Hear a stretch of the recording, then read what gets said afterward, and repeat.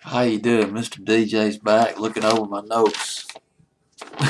That's what my it's almost laughable, isn't it? My notes. You expect something really professional, something typed up, almost like a PowerPoint presentation, talking about these groups, but nope. I do it the old-fashioned way. Just scribble stuff down. And it's a little bit disorganized. I'll be the first to admit that. Fantasy playlist of May 14th, 2006, up to number 36. There were two songs that really caught my attention. Well, there's quite a few songs that catch my attention, but there were two alternative songs that snagged my fancy back in the spring of 2006. One of them, a top 50 extra on my fantasy playlist by a group called The Sounds, Songs with a Mission. And the other one was a song that comes in at number 36 on my fantasy playlist, People in Planes from Wales. If you talk too much, my head will explode. Oh, I can relate to that big time.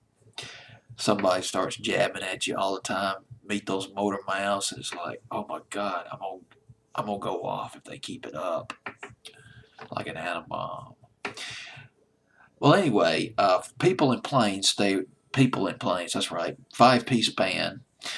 And they started out they started out in 1998. It was a four-piece band when they started out in 1998. They called themselves Robots in the Sky, a far out Star Trek name, Robots in the Sky.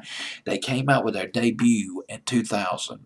It wasn't an album. It wasn't even a single. It was a couple of records that was put out on a red 7-inch vinyl. They printed 500 copies of that record, and those two songs was ETA and Muriel Mutation. No, Muriel's Marathon. Okay, that's the name of those two records they put out. That was in 2000. They became Tetra Splendor by 2003, and they released their debut. It was called Splendid Animation. The critics were mixed. The rock critics, they were a little bit ambivalent about the album. Some made comparisons to Radiohead. There were others who complained that the album was just a morass of meandering, jazzy nonsense. But most agreed that this band had promise, and their record label, EMI, let them come back to the recording studio to make another album. But here's the thing, they were in the process of making their second album when EMI, oh, this happens so often. This is a brutal business. EMI went under management changes. As a result, when the new management came in, they cleaned house. They got rid of a lot of they got rid of a lot of old contracts, bands that had contracts with the record label, including Tetra Splendor, dropped from EMI. Undaunted, they returned to a recording studio in Wales, and they called themselves People in Planes, and they put out a record. The record was called Talking Heads, which evolved into If You Talk Too Much. Later on, in 2005 they got a break.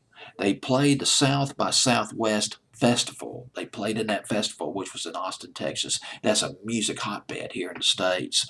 And later, not long after that festival, they got signed to another record label, Wind Up Records. And they released their debut album on Wind Up Records called As Far as the Eye Can See, and they had their hit record, If You Talk Too Much, My Head Will Explode. Did pretty good on the rock charts here in America.